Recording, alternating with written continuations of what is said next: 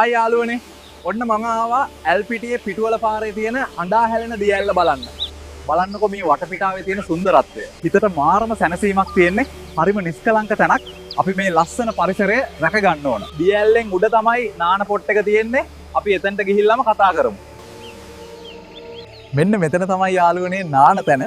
මෙතන හරි ලස්සන වයිබ් එකක් තියෙනවා. ඒ නිසා ටුවරිසම් ආකර්ෂණයක් දැන් එන්නම වැඩි වෙලා තියෙනවා. ඒකනම් අපේ මේ පුංචි රටට ලොකු දෙයක්. ඔයාලට විශේෂයෙන්ම කියන්න දෙයක් තියෙනවා. අපේ රටේ සමහරක් මිනිස්සුක් ඉන්නවා මේ වගේ තැන් වලට ආවම එයාලා අරන් එන බියර් ටින් එකයි බයිට් පැකට් එකයි මෙතන දාලා යනවා. නාලා කරලා ෆන් එකක් ගන්න එක වෙනම එකක්. හැබැයි අර වගේ දේවල් කරන්න එපා. අපිට උරුම වෙලා තියෙන මේ සබාදහම් දායාද අපි රැක ගන්න ඕන. ඔයාලත් එනවා නම් අරන් එන දේවල් ආපහු ගෙදර අරන් යන්න වග බලා ගන්න ඕන. හරිද? කතා කරා ඇති මාත් එනන් නාගෙන එන්න. හැමෝටම ජය වේවා.